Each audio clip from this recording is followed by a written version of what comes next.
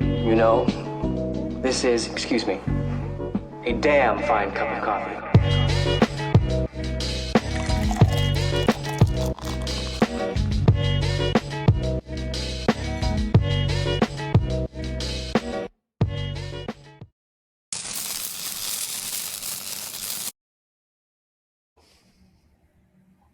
Okay, well, welcome to our very first episode of Caffeine and Cardboard. My name is Andrew, also known as Doghouse Hockey Cards. Got our buddies here, Eric, Rally Sports Card, and Tori, Minnesota or MN Sports Card Junkie. Welcome, guys. Welcome. Good to see you guys again since November. Right? It's been a while since we've seen each other face to face. This is the first time that we've all seen each other on like face to face since November, although we text pretty much every day. Pretty much every day. Yeah. We see Tori from time to time on the breaks or guest appearances on the Thursday nights. So, but yeah. So those of you that are tuning in, this is our first attempt at doing a podcast or a YouTube stream. We decided to come up with this idea to kind of share our story as to how the three of us met and how the relationship built in this awesome hobby of collecting hockey cards, and how this, how the friendships just kind of flourished into talking every day about cards and just life in general. So thanks for tuning in, and we might as well get into it. Why don't we start with Tori? I think the three of us somehow connected together through one of our friends, Baba Louie. Yep. And how we kind of came to meeting each other in Toronto at the 2025 Sports Card Expo in November. So, why don't you? Yeah, we can kind of kick it off there. 2023 was the first expo I went to with my son and his good buddy Nick. My son's name is Rhett. We'd never been before, so we did the whole Airbnb thing. So I met with Josh and Louie at card shows from the guys from the Hockey Card Gong Show, and they told me about how they rent a house and it's this great thing. And I'm like, yeah, it sounds actually like a better deal than getting a hotel room and paying the extra cost for that. So we figured out get a house. We ended up getting a house, and I'm gonna pronounce it wrong, so keep me honest, Andrew. Mississauga, something like that. Mississauga, yeah. Okay, Mississauga. So that was 2023. So that was my first expo. Had no clue what to expect. Walked in and just brain exploded, and so did my son and his buddy. It was like nothing we'd ever seen before. So it was like, okay, this is cool. We're gonna do it again next year. So 2024 comes. We get a better house this time in Brampton, a little bit closer to the facility. Same thing. Went down for 3 days. Had a great time.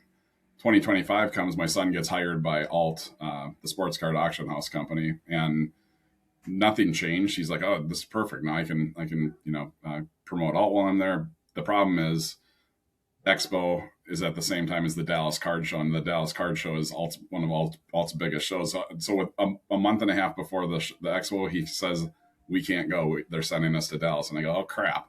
Okay. So delete the reservation for Airbnb, book a hotel room, sent Louie a message like, oh, this is going to kind of suck. I might only be able to go for 2 days instead of 3, blah, blah, blah.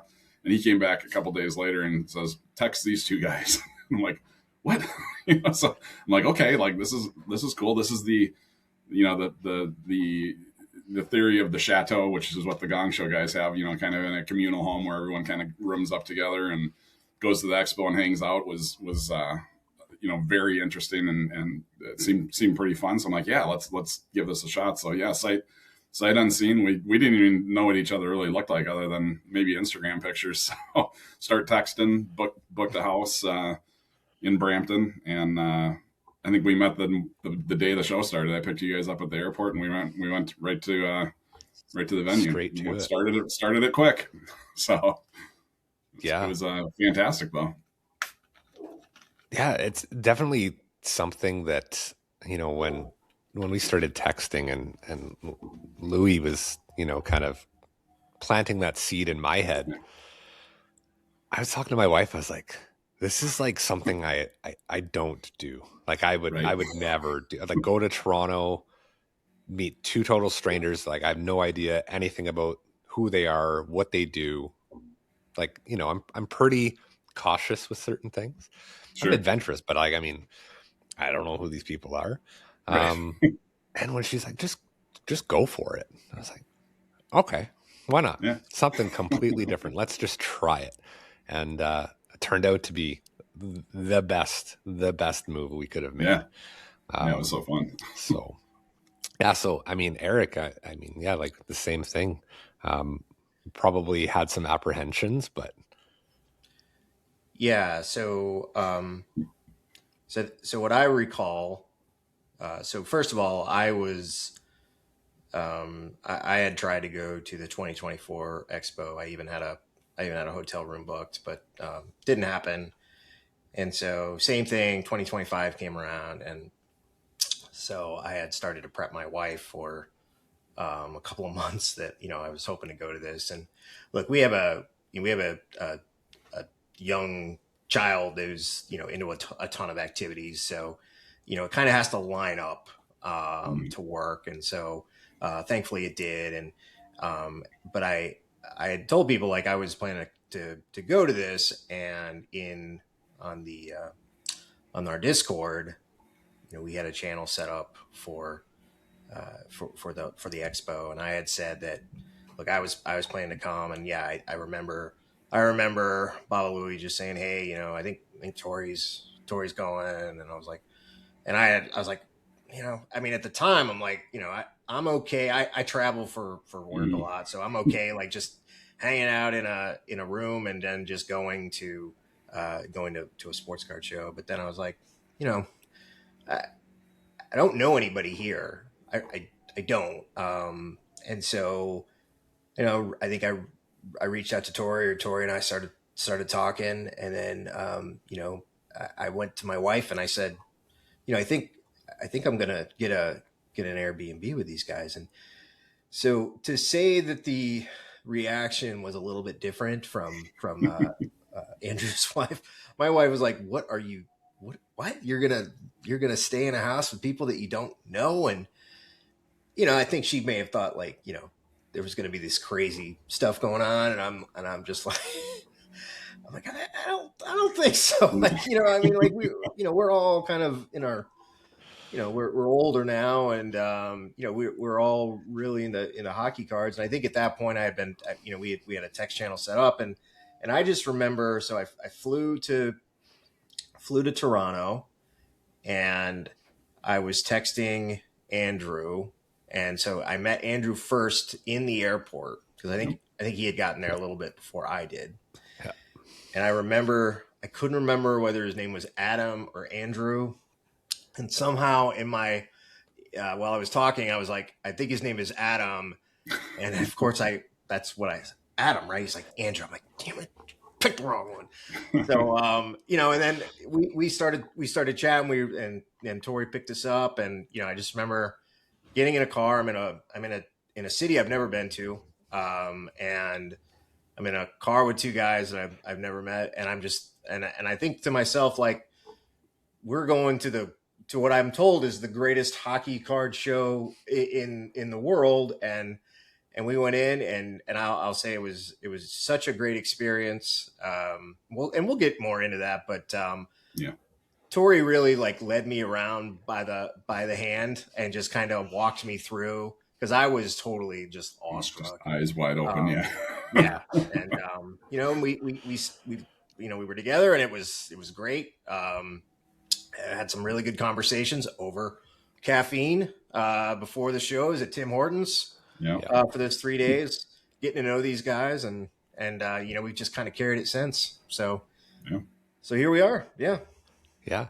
And that's, awesome that you brought that up, because I bet people are wondering, like, how'd you come up with the name Caffeine and Cardboard? And part of our journey, becoming good friends, was we started every morning before we went to Expo, the Tim Hortons, and they had their their hockey cards were released around the same time as us being at the expo. So we'd each grab 3 packs of cards, sit down, drink a coffee, and open the packs and just talk about the cards and what was going on with the NHL and what we were, hunting for and life. Yeah, just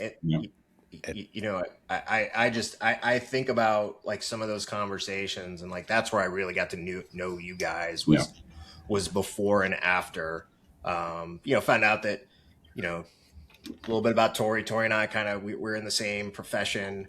I didn't know that to begin with, and learning more about where Andrew's coming from, which I've got some funny stories because I had to talk a little bit about. I had to tell some people who I work with that I had to let them know that I was talking to people from Canada. So anyway, but it was a really, really good experience. And it just, for me, it just kind of calmed like any nerves or anything like that. Like it was just, we just would go and just chat for a while. And it was, I think from the expo, that's what I remember most. I think is just going to Hortons and just kind of chilling out and sipping coffee and talking about cards, talking about hockey, talking about life, talking about our families and where we've come from. So yeah, really meant a lot. Yeah, awesome. Absolutely. I think that's kind of the foundation of our friendship at this point. And it's awesome that now we can dive into something like this and kind of start to share this with other people. And I'm sure there are so many stories just like ours out there of just, guys just randomly meeting and creating friendships out of the hobby. And in the future, we would love to, talk with other collectors and people involved in the hobby and hear those stories as well. Like and then at Expo, like it was crazy I guess we can just even dive into some of our experiences at Expo. And for me, that was my first time traveling for, hockey cards. I never thought in my life that I would travel, to go to a sports card show. But as you get into this hobby, you're like, oh, that would be really neat. And then that opportunity came up. And like you said, I was in awe.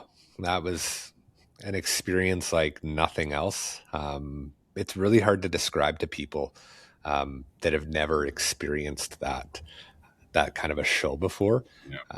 It was unreal. You could walk that floor every day and find something new or have been to a table that you hadn't been to yet. It was also very easy to want to buy everything.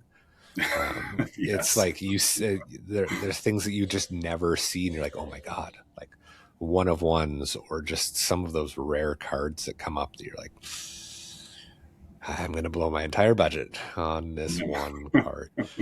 So both you, Tori and Eric, you guys were both very good at kind of like, hey, like slow down, like give it some time. If it's a certain card, like we understand, you got to buy that. There's other times like just let it ride a bit.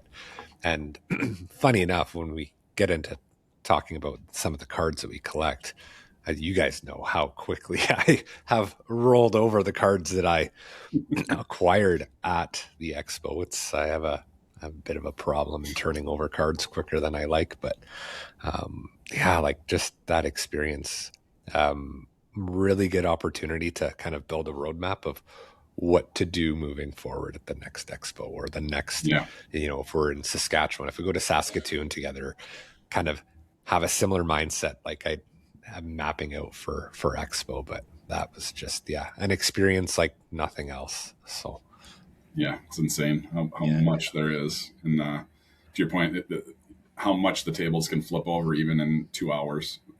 Dealer has the cards there, they're gone. There's new inventory that you see, you're like, it's new every time you walk by. They're constantly buying and refreshing their inventory. The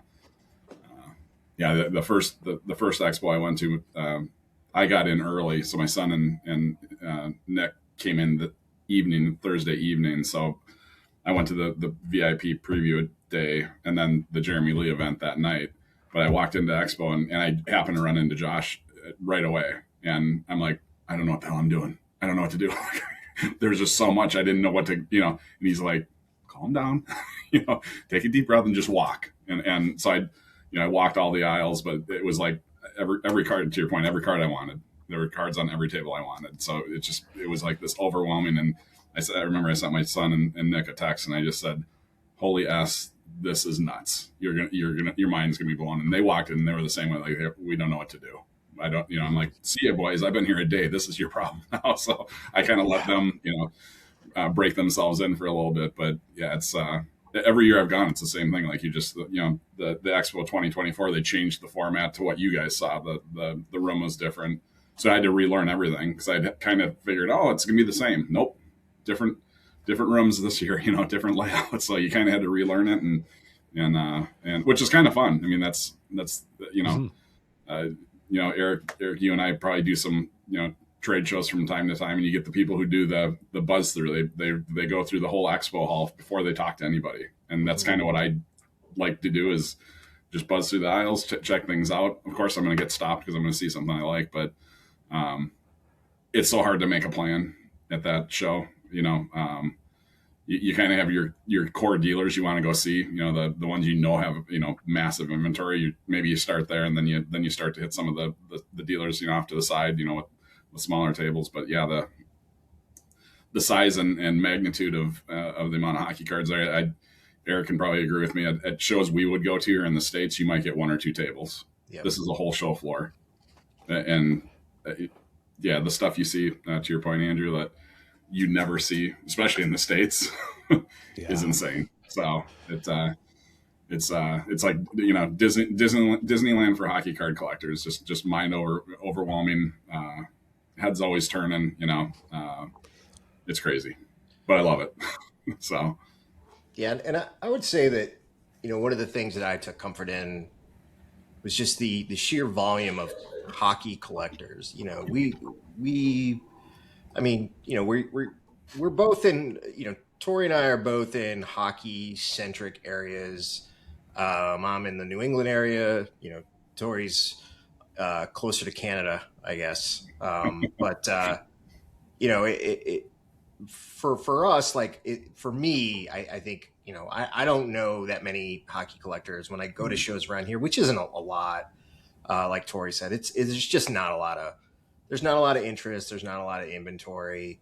And to go to a show where, there's just tables and tables of not just sports cars, but like just people sitting down, talking about cards, talking about, national treasures from like 10 years or 15 years ago, and like O-Pee-Chee sets from like the 70s and stuff. Like, you just don't find that in the States a lot. And if you do, it's like one or two tables, like Tori was saying. So, I remember sitting down and talking to, I was talking to like Chris and Sid Wink and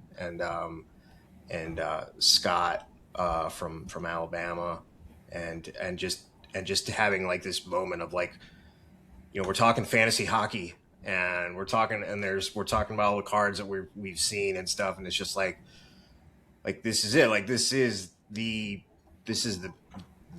thing for this hobby is this expo, and it's just, you just have that, I don't mean to sound dramatic, but like that out of body experience where it's just like, this is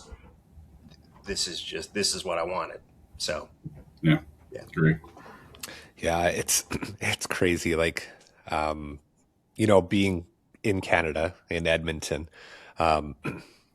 we have like weekly, monthly shows. So I tend to sometimes just maybe take for granted the access that I have to hockey cards on a regular basis. And maybe with that, I find myself tending to, again, buying and flipping a lot more than I would if I didn't have that direct access to it day in, day out, or week in, week out. But yeah, being at the expo versus being at shows more locally, I tend to find you really get to know the collectors, and you get to have those really interesting conversations with the collectors, find out what they like, really open your eyes to things that you didn't know existed or were very kind of niche and quiet. Like there's a collector, Coburn collector, that I follow on Instagram, we actually got to meet in person at the expo.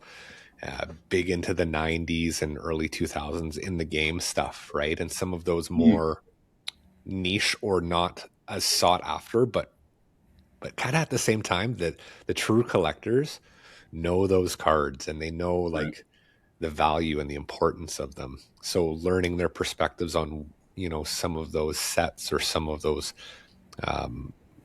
brands that are overlooked by, the noise of today with the big hits and the flipping and all of that stuff.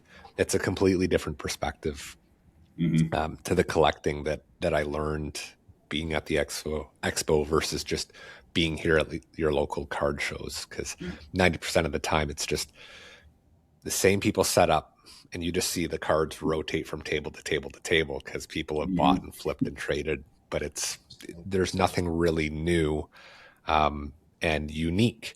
It's just, the same SPA or the same Young Guns or the same cup cards have just flowed around the room over the last couple months. It's very rare to go to a show locally, dig through a box and be like, I have never seen this before. Yeah. So that expo experience was like, okay, this is where it's like, I have never seen this before. And really having to dive in. Like the first card that I bought, I remember, I still have it. That's one card I still have, was that Nick Suzuki Seismic Gold rookie auto. Like I had never seen one of those in person before. And the Seismic Golds are a very popular card, but it's just one of those things that's kind of tucked away in a lot of people's collections. And that's when I learned, okay, like those big shows, those are the places you have that list of cards that you hope to find. And if you do, awesome. I remember Eric, he picked up, was it the National Treasures Tom Wilson card, was it not? Oh yeah. Like, I love it. Yeah. Awesome. And I'd never really even known about that. I knew a bit about the Panini stuff, the Dominion, there's some great patches there, but those National Treasures cards, like, those are unbelievable. Mm-hmm. Yeah. So, yeah. And I know, I think at some point we're going to talk about the hobby journey and, those cards from that time frame that kind of hold a special place in my heart. So yeah. But to your point, we just don't see a lot of that stuff in the States on a normal basis. So, it was great. Awesome. Well, I think that might segue into kind of, we talked a bit about the expo and our experiences.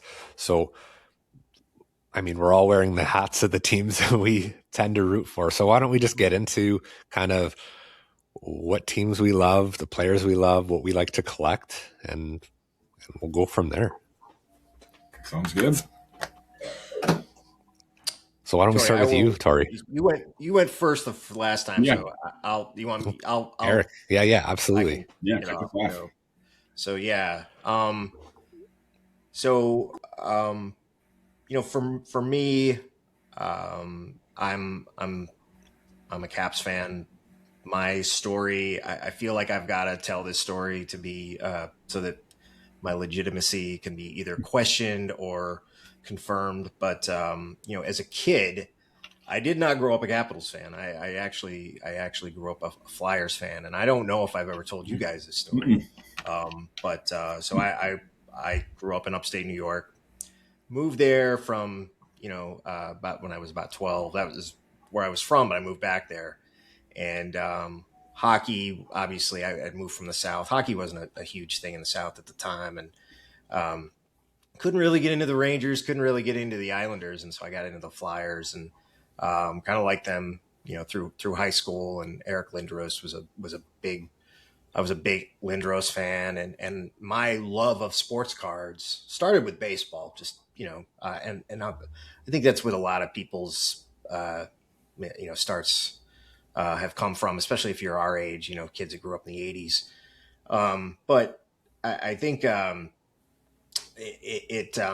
I actually worked in a sports card store as a kid. That was my high school job, and so I got a lot of exposure to cards, and it really helped grow my love for the hobby. I remember getting into Upper Deck hockey when it first came out, and getting into OPG and all that stuff. But then I packed everything away. I joined the Navy and kept those boxes. And then actually what happened, and I was working in DC probably around, this was mid 2000s, and a coworker of mine, and I had kind of stopped watching hockey. The strike had happened. That really, I think, put a bad taste in people's mouths, and I had just kind of not. I hadn't watched hockey in a while, and I had a coworker who had Capitals tickets, and the Capitals were actually playing honestly just like 3 or 4 blocks down the street, so I could leave work and I could go to a game.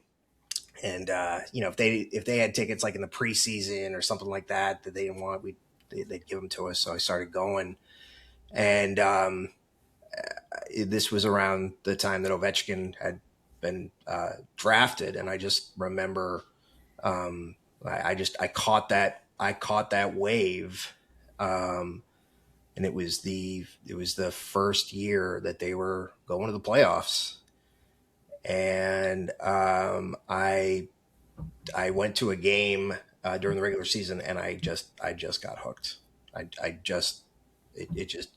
It blew me away, and I signed up for season tickets like within a couple of weeks. And so I had season tickets for about 10 years. Saw a lot of great games. Didn't see any Stanley Cup champions, unfortunately, because I left the area, moved to Rhode Island around 2017. Well, what happened in 2018? They won the cup. So it was a surreal experience, and it was. And I didn't get to go to any of those games, but I did make it down to Tampa for their Game 7 against the Lightning, which they won, in the Eastern Conference Finals, which was amazing. So that's kind of my hockey. And no, I didn't become a Bruins fan or anything like that. The Caps are my team, but in that time frame, I just started really getting back into hockey around 2013, 2014, 2015. So when Tom Wilson, who is my favorite player, when he's the guy that I mainly PC, got into him, got into a lot of those national treasures, the Panini cards that Andrew was talking about. Did that for about 3 years, and just kind of focused just on hockey.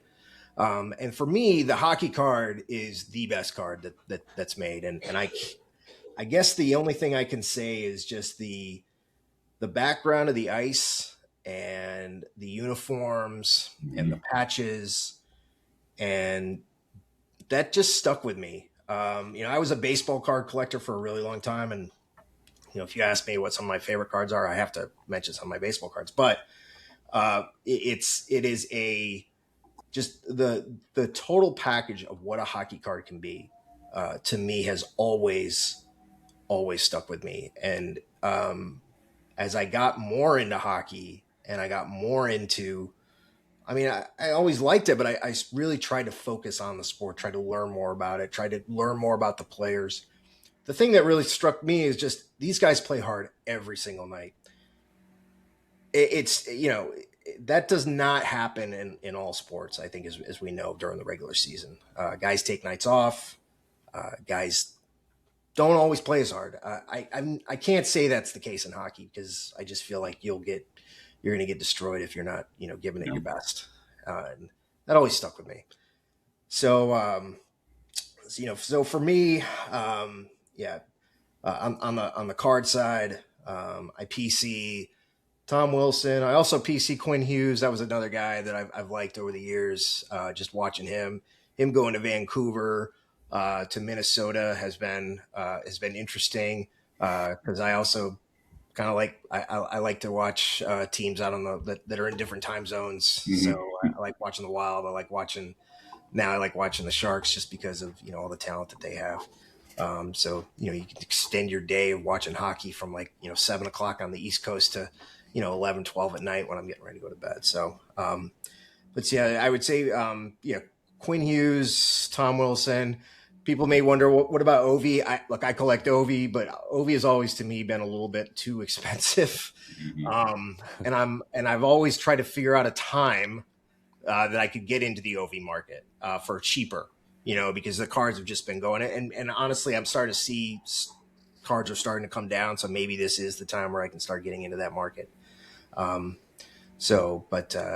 yeah, that's a little bit about me. I also love Celebrini. Like, I love watching that kid play, man. He is just, we all want these guys that, like, from the moment we saw them, we're like, that's the guy. Like, I want to watch him play. And so far he's been that for me. I love watching him play, and I've been able to get some of his cards too. So, yeah, that's kind of a little bit about me. What I collect, and what I like to, what I follow. So nice. Right on. Tori. Yeah. Similar path to Eric. I born in the 70s, grew up in the 80s, so I was a baseball card kid. In the early 80s.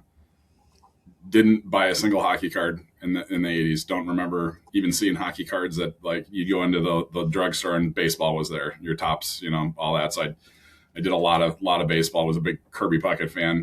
He was kind of the Twins, cornerstone at the time when I was in middle school, high school, and after. But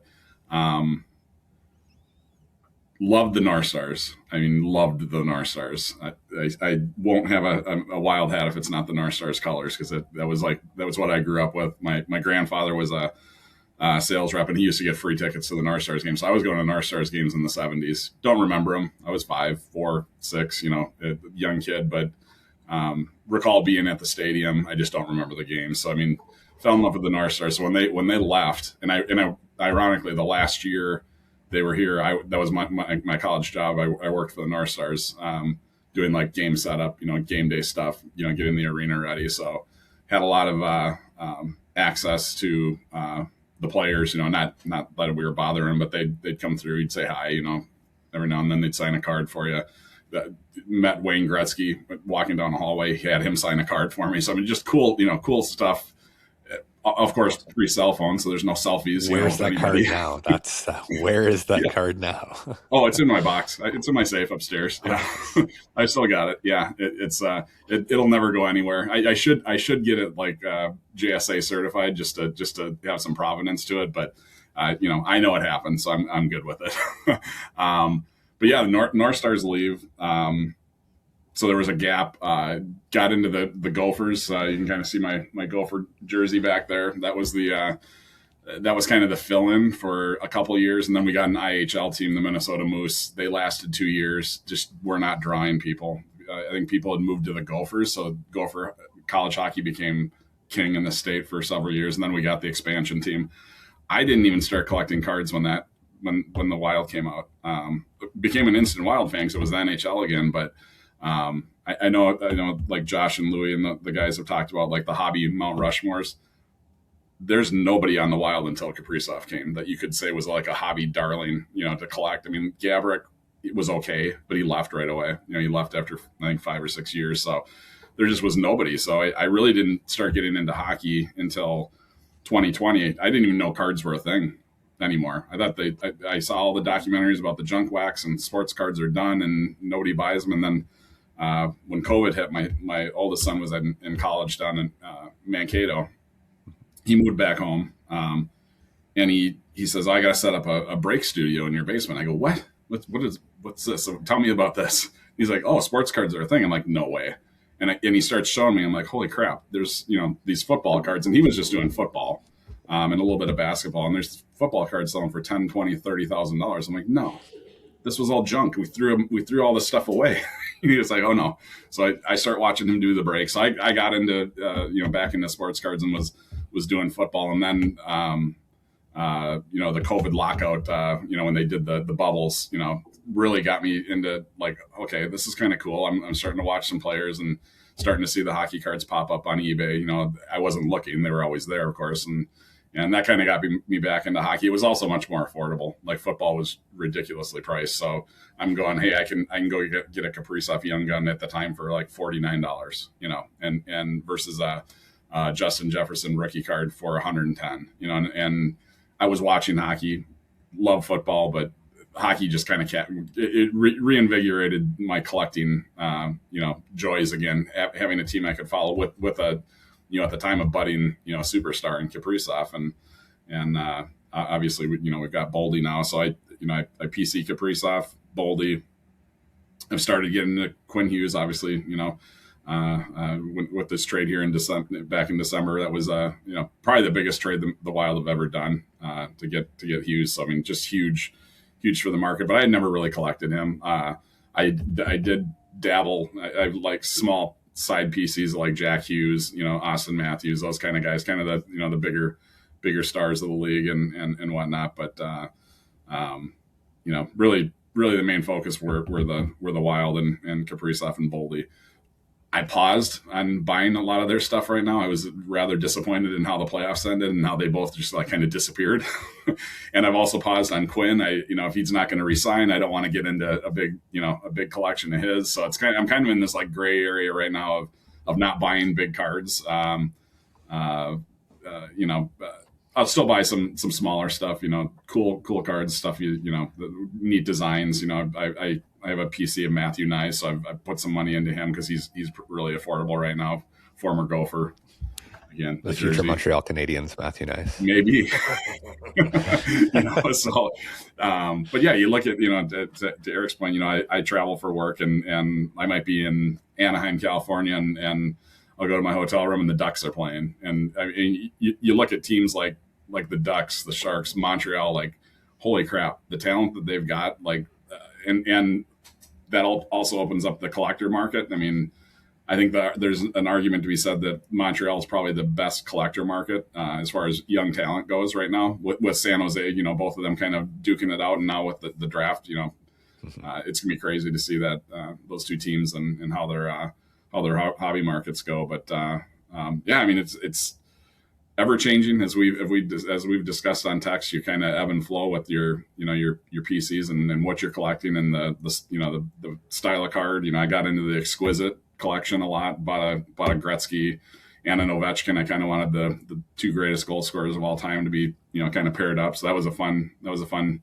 expensive chase. But that kind of gives you a little break from the normal PC stuff to focus on some other things. And Andrew, you'll probably talk a little bit about your journeys and your shifts, but it's at the end of the day that the cards are, to Eric's point, the cards are, I don't want to say they're like art, but they really are compared to the other sports. They're the pictures, the designs that they're just cool to look at, and there's so much you don't have to collect every set. You can collect the sets that you like the best, the designs you like the best. I mean, it doesn't have to be, I need every Kaprizov card from every set. I can pick and choose and be perfectly content with that. So that's me. Yeah.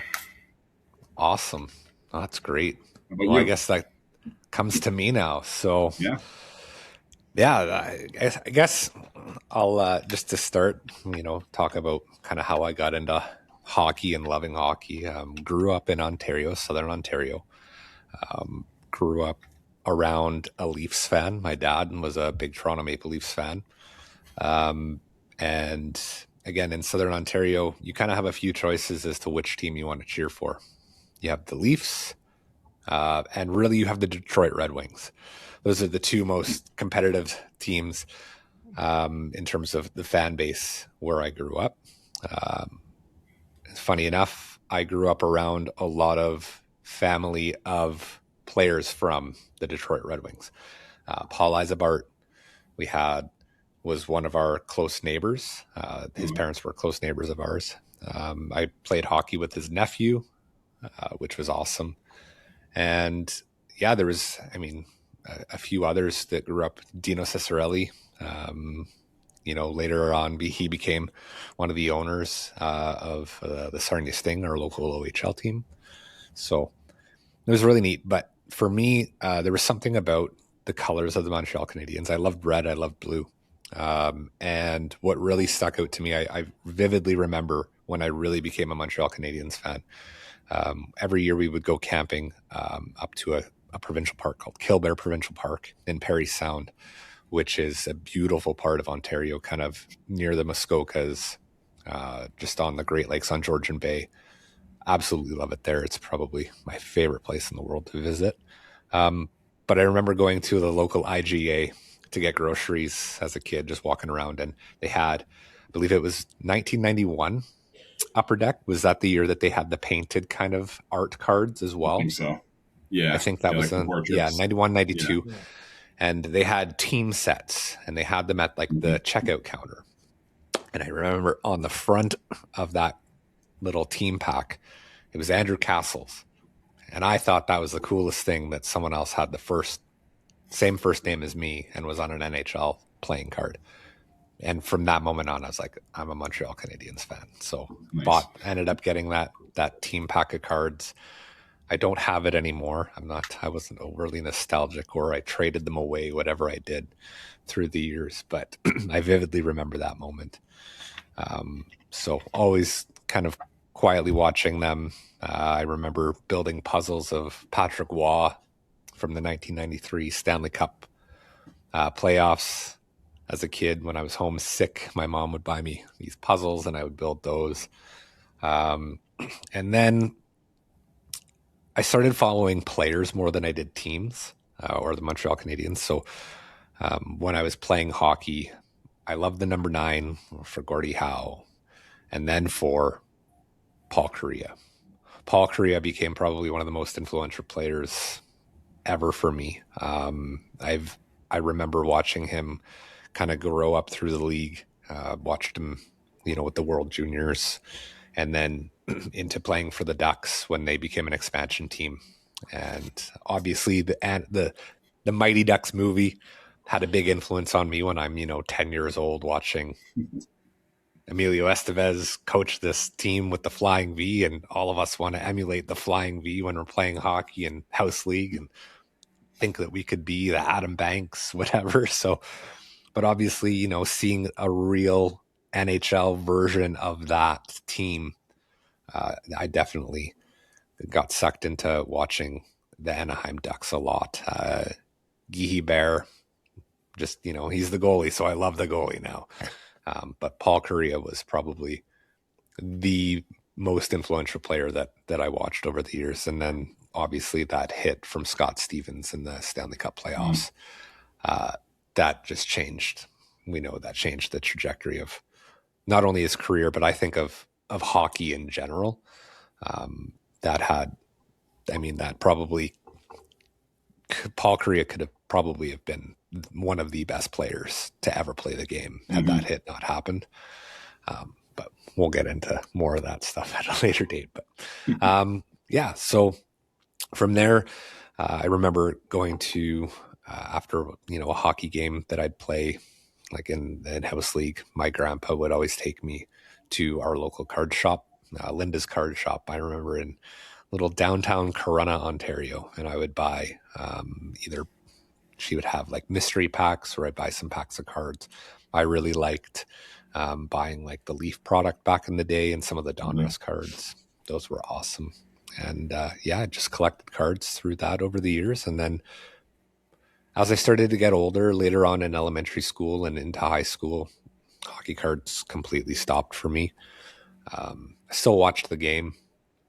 I still remember watching Sidney Crosby through the years, just light it up in the league. I vividly remember the Stahl brothers when they first entered the league. Watched them on the World Junior team as well, and just the impact that they had on Team Canada.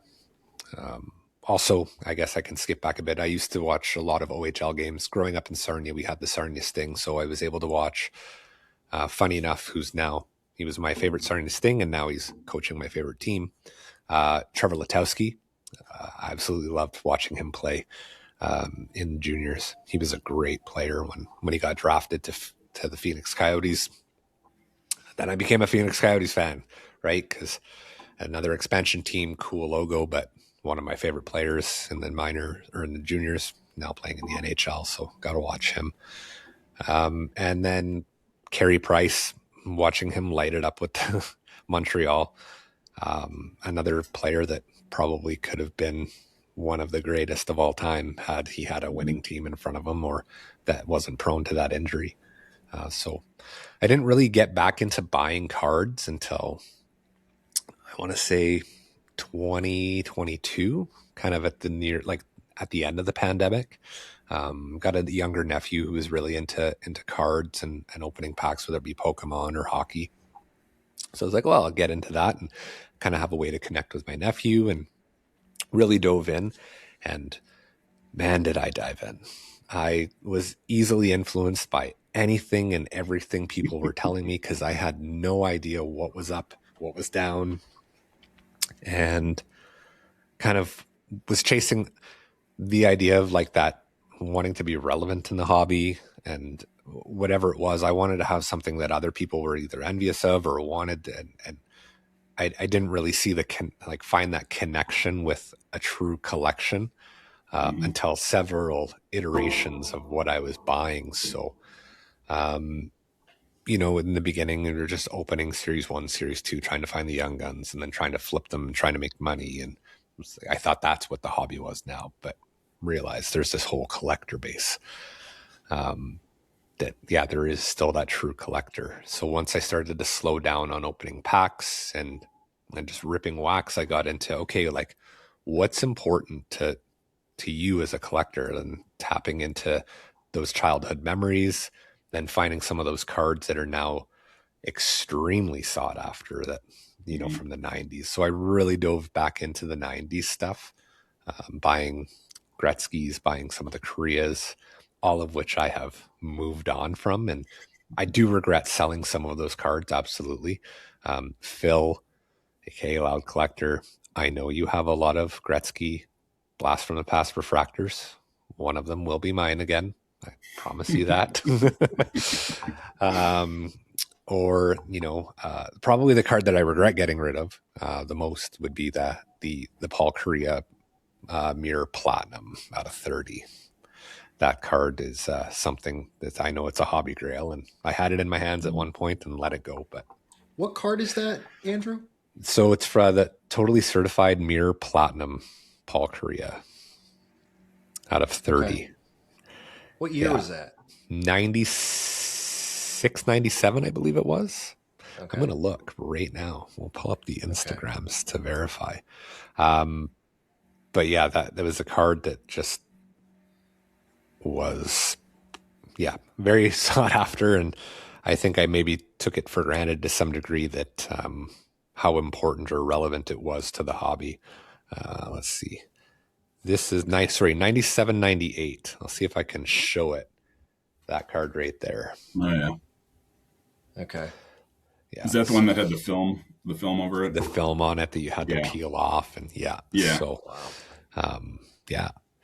But now, I guess, since meeting you guys and really learning the collector mindset a lot more, listening to the podcasts and all of the content that we have out there, kind of really brought in a lot of perspective as to what a collection could be. Mm-hmm. And I think you guys have seen it a lot, and how I've been evolving in my collection, and being a Montreal Canadiens fan and wanting to tap back into really collecting Canadiens. Started with Nick Suzuki. I sold a lot of my stuff and really dove into collecting Nick Suzuki. I mean, he's the captain of the Canadiens. He's probably one of the best two-way players in the NHL. I love the way he plays. And then from there, I've just started digging into the past, finding ways to have your collection tell a story. Is something that I've really been trying to focus on. So I've been buying a lot of kind of new cards in terms of, cards from the Cup or similar sets. Been looking at some of the Panini stuff, but of the legends. So, I recently just bought a Jean Beliveau jersey card out of 25. There's no autograph on it, but having a piece of a game-worn jersey of John Beliveau, that's pretty incredible. Yeah. So having that tell a story through either the legends of the game for the Montreal Canadiens or the captains over the years. Another one, Guy Carbonneau, recently purchased the limited logos of his card. Beautiful autographs. You don't see the autographs like that today. No. But some of those cards. But again, one of those players that I think is a little underrated, but led the Canadiens to the last Stanley Cup in this country in 1993. Was the captain of that team. So just kind of having those pieces of history in a collection, I think, is really neat, while still having some modern cards that look kind of new and shiny and really interesting. And then from there, I think probably diving into some vintage stuff. I know I told you guys one of my want lists for the expo is going to be a Jean Beliveau rookie card. I think that would be really cool to add to the collection. So yeah, that's kind of it in a nutshell. And I haven't been really interested in buying the prospects. I had some Demidovs that are at the expo and had those graded and flipped them immediately.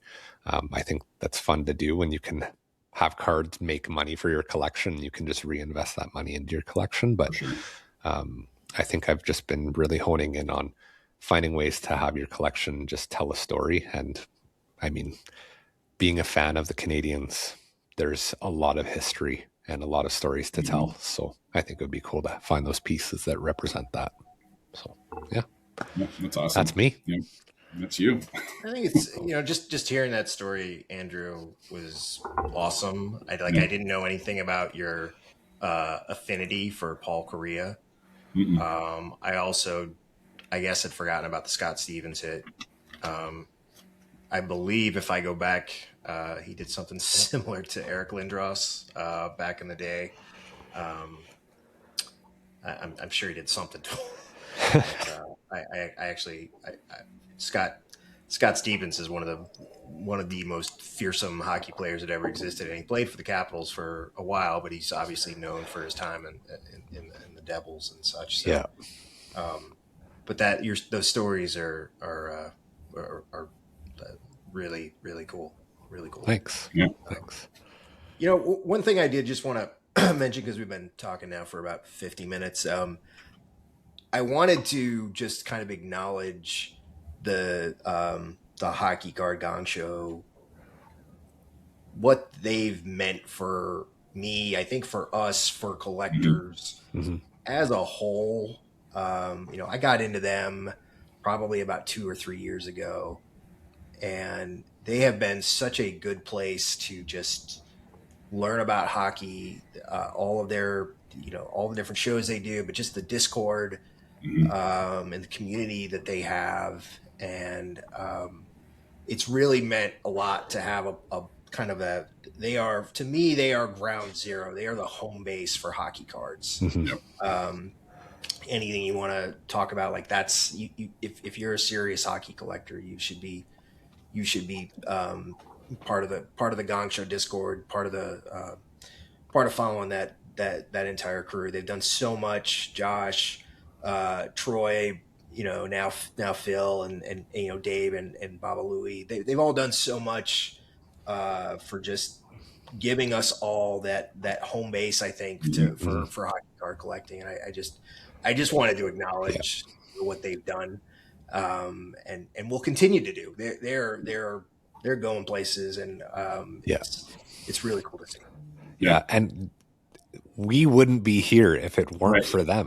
Like which is crazy. Like it's amazing that, again, they've developed a community that has allowed so many of us to build relationships. And my first experience, again, going back to the expo, I felt like I could walk around and kind of not know anybody, but you bump into someone and you're like, oh, this is who I am. Like I'm Andrew. But then I'm like, oh, or at Doghouse Hockey Cards on Instagram. I'm like, oh, this is, and like instantly, we're Gong Show friends. We're on the Discord. We talk all the time. This is who I am. And like that instant connection is there. And then from that, like you end up like, you start as one or two guys walking around. Then you're in a group of like 15, 20. You're meeting for lunch. You're sharing what you picked up. You go spread out again, come back, go to the event that they have in the evening. Being part of rip party was like probably one of the coolest things ever. Like just so fun. Come on in, you get to sit down, watch, help, like just be part of it. Right. It was such a neat experience. So you're right, Eric. Like, I mean, we wouldn't have this friendship if it weren't for the Gong Show, which is crazy and awesome. Like, it's awesome to see that we can still create these types of friendships out of these small connections. It kind of reminds me of like childhood friends again. Like, you can just like ring the doorbell. Hey, what are you doing? Like, let's go play. Or that kind of reminds me of this. So it's really nice to have that type of a connection with you guys and with the greater community as a whole. So kudos to the Gong Show. We do appreciate everything that you've done for the hobby and what you'll continue to do for us. So they were like our collecting habits. They're evolving, and Eric mentioned the different shows they're doing, or picking up different, the weekly top sales. I mean, they weren't doing that 2 years ago. They might have talked about it, but, to have a standalone show, and then the Slab Sharks stuff, which I've sent a lot of cards to Slab Sharks, and I'm very grateful for that, because the cards do so much better up in Canada than they do, on my own eBay. So, I mean, there's all the cool stuff they've worked on, and they've evolved to, and now they're doing the breaks, and obviously I'm somewhat involved in that from time to time, and that's super fun. I was talking to Josh the other day about that, that for a box ripping degen like me to be able to open cards other people have paid for. Scratch that itch, man. Absolutely. And in all honesty, like the first break they had me do was platinum, and I pulled a Matthew Schaefer card, auto, Violet Pixels. I was just as excited as if I had pulled it for myself, and it was going to someone else, and it was the greatest feeling ever. So I mean, it's like just the opportunities, that they're giving to people, and they're changing, and their show's evolving and stuff. It's cool, and look forward to seeing where that goes. And back to the point of you and I, three of us texting. Baba Louie and I text every day. It's crazy. We're like little school kids, Oh, did you see this card I got? It's the same thing. It's just the community is great. It is great. I mean, back to your point at Expo, you'd be walking down an aisle, and you'd see a Gong Show hat or a Gong Show sweatshirt, and you'd be like, oh, and you'd have an instant friend. Like there was no boundary or borders, that they were immediately broken down. You just go, oh, Gong Show, and they'd stop, and you'd have a new hobby buddy. So super cool. Yeah, absolutely. And kind of like just we know that there's ego in the hobby. There's all this stuff, but it gets removed so quick when you have that little connection of like, hey, I know you do you know me? And it's awesome. So wow.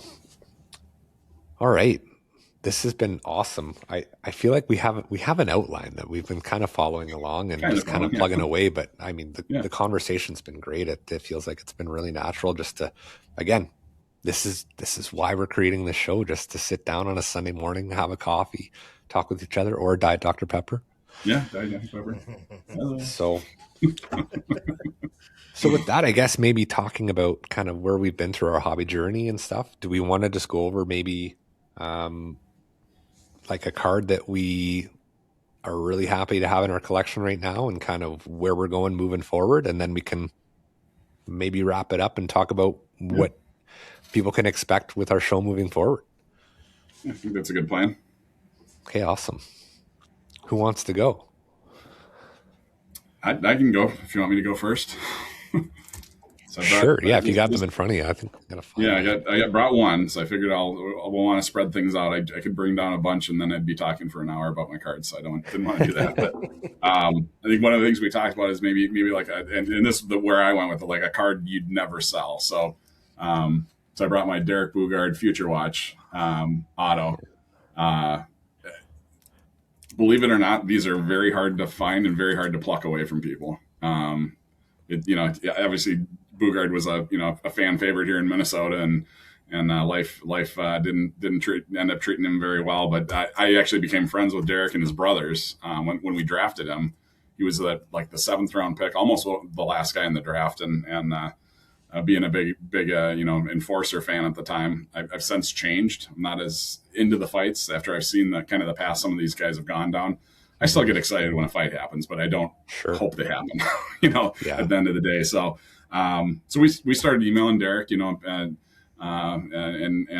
when he was in the WHL, and he had gone it through a crappy patch with being an overager, getting cut from teams, and ended up his final team was the wasn't Prince George. Oh, Medicine Hat Tigers. Oh yeah, it's the jersey I have behind me here. That's his game jersey from Medicine. Oh, nice. So they released him, and the Minnesota signed him to a minor league contract. So he went to the ECHL and played for Louisiana Ice Skaters, and just destroyed that league. I mean, I think he played 30 games, and he had. I'm gonna get the numbers wrong, so somebody will probably at me. It was like something like 240 penalty minutes in 30 games. Like he fought everybody and anybody. He started a bench clearing brawl. Like he just dominated. So the next year he moved up to the AHL. We just stayed in touch, and I don't know if you guys remember back in the day, there used to be an instant chat application called ICQ, and you could like chat people. It was kind of like AOL. I remember ICQ. So yeah. The sound instantly popped into my head. Yeah, exactly. and so Derek would, we had Derek on ICQ, and also, we'd watch we'd listen, because they weren't even streaming, the minor league games at that time. We'd listen to it on, over like an AM or a FM, app on our computer, and all of a sudden he'd pop on ICQ. How'd I do? He'd send a message. How'd I look? What did I do in that fight? He was like, it was just so cool to have a professional like coming to us to say, hey, what's going on. We ended up, a buddy of mine and I started a website called wildenforcers.com, and we posted fight clips as they happened. So we would record them, put them up on our YouTube channel, link it to the website. There were hockey fight websites that tracked, who won. There was hockeyfights.com, hockey-fights.com, all these websites. I mean, so it was like a whole subculture of the hockey world. So it had a lot of fun. Didn't like the way it ended for Derek. Obviously, the drug addiction and overdose. But that's why I'll never sell this card. Like he was I consider him a personal friend, got to know his family. So it'll always stay in the collection. But it's super interesting journey to follow a player from the juniors all the way through pro. No one thought he stood a chance to make the NHL, and he ended up playing whatever it was, 200 games, something like that. So crazy. So that was my card. Will not leave the collection until I die. So then the kids can decide what to do with it. Nice. Awesome. It's a great story, Tori. Thank you. Yeah. And it's admittedly hard to follow because it is. I'm just going to grab my card. I mean, it's a personal connection there, and that's definitely. I guess I can go next. So I am admittedly more of a volume shooter. I do not.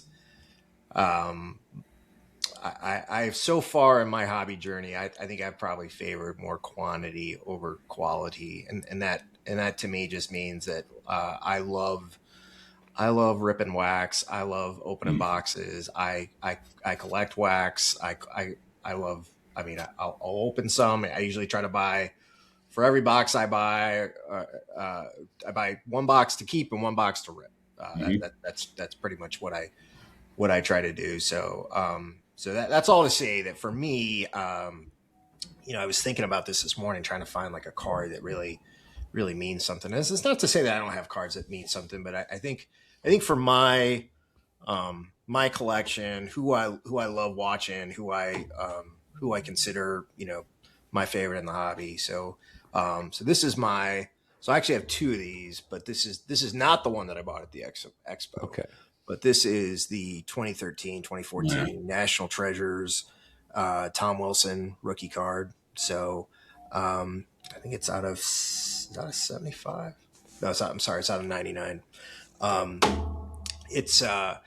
It meant a lot to me. I think I got it off eBay a couple of years ago. I remember doing breaks back in 2013, National Treasures breaks. And I'm trying to think of his name, because his card, it's a card show out of Hamilton that I used to do a ton of breaks with. But for me anyway, it's been, I love collecting Tom Wilson. He's a guy that elicits obviously a lot of opinions. I mean, to Tori and Borgard's whole thing, like that type of player that that has to every time they're on the ice, like you gotta know when that guy's on the ice. That to me, that's Tom Wilson. He's just been a force that I've enjoyed watching. I totally understand people that can't stand him, but he's that type of guy. And to me, this is what makes hockey special. There are these guys that you can't stand, but if they were on your team, you would love to have them. Yeah. And he's always been my guy. Never met him. Maybe one day I'll get a chance to. But I've always loved how he carries himself off the ice. I do know some people that know him, and they've all said that he's a super, super great guy. So for me, yeah, that's my card. So I'll show it one more time. Cool. Nice. So yeah, that's a great patch too. Love the SIG, and just the National Treasure cards. They are, to me, they are a sight to behold. So love them. Yeah, so. That's awesome. Okay, well, I obviously, just like the way I collect, I can't pick a card that I want to show. I have like 4 or 5 beside me. I think, you know what? I'm going to pick this one.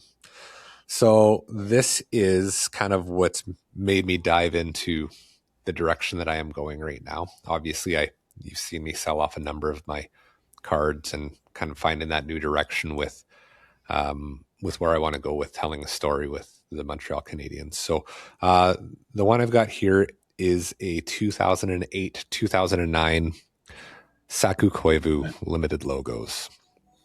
So I think this card is actually it's really neat. You don't see a lot of Saku Koivu limited logos, period. Like, they're hard to find. I found this at a local show, oddly enough. Never seen it. This is one of those cards, like, never seen it. You buy it when you see it. It was a fantastic price for what I got it for. And again, the auto's clean, but I think Saku Koivu, even though he's not a Hall of Famer, has a very, he played a very big role in the Canadiens. He was the captain for a number of years, kind of in some of those dark eras as well, leading that team, kind of being the face of the organization, battling cancer, coming back to play. And then obviously he ended up getting traded to the Anaheim Ducks at one point, and stayed in the league, never won a cup. But again, kind of tells that story of some resilience, which I think is another thing that really is a theme in hockey. Like Eric was saying, like the guys are out there grinding day in, day out, playing through injuries, playing through, cancer, and working through a cancer treatment and coming back, similar to Mario Lemieux, one of the greatest players of all time, right? So having a piece of a player's jersey, and again, the patch, I believe it's actually from the nameplate. I think it's part of the the K upside down, or the K. It'd be the K upside down, because if you turn it the right way, that would be the bottom part of the K. Yeah. So, I think that's kind of the first card that has launched myself to the journey of telling the story of kind of those Habs legends. And I would definitely put Koivu as one of the Habs legends for what he brought to that team, and again, the resilience that he showed battling cancer. So for sure, that's the card. Yeah, it's good stuff, both of them. Yeah, awesome, very cool. So we've kind of been going at this just over an hour now. What do you think we wrap it up today and save some stuff for future episodes? So, yeah, I like it. Awesome. So for those of you that have tuned in, this is going to be the first of many shows to come. We have ideas floating around. Again, we want to talk to you collectors, have you on our show, we're talking about doing some live shows on Sunday mornings, sitting down with a cup of coffee, inviting you all into our living room. We're looking at opening packs of the past. That's something that we've talked about too, kind of tapping back into our morning tradition at Expo, going to Tim Hortons, having a coffee, opening a pack of cards. So we're planning on doing that on the shows moving forward, and seeing what some of those cards that we pull. We may have a memory of those players, and we just start telling stories and kind of building on conversation. We're going to look into hobby trends a bit as well, kind of see this as like a Sunday morning recap of the week in general, kind of what's gone on in the hobby, what we, what we see, what we're collecting, what we've been opening, what we're hunting. And then we want to hear from you, the viewers. So yeah. Anything from you, Eric, or you, Tori, that you'd like to add before we end this episode? I would just say, we have been talking about doing this for months, and it is great to do this. And I would just say, Andrew, you kind of got the ball rolling on this. So I gotta give you a salute, because we're actually doing this. My wife reminded me that, I have been talking about doing a podcast in some form or other for probably decades at this point. And this is the first time I've actually ever done one. So, so looking forward to this and many more. Yeah, agree. Same. Yeah. I think the plans we have and ideas and bringing some other collectors on here and there stories. It's kind of a cool concept, and brings the community together, talking about hockey cards, which is what we love to do. So yeah, I'm looking forward to seeing what we come up with in the future. And yes, obviously, like Eric, Andrew, you've kind of been our engineer, our producer all at once, getting everything set up on the backside. And we really appreciate that. It's one of the weird things of this relationship is how to make things work internationally. Like, how are we gonna get this stuff paid for? How are we, we'll figure it all out. But you've done a great job. I love the scene we've got here. It looks cool, and we'll keep evolving. That's the promise. I think, is just keep it interesting. So absolutely, we're all learning here, and we'll figure it out as we go. So awesome. Well, thank you all for tuning in. We hope that you have a great week, and we will talk to you next week. Take care. See you, everybody. See you.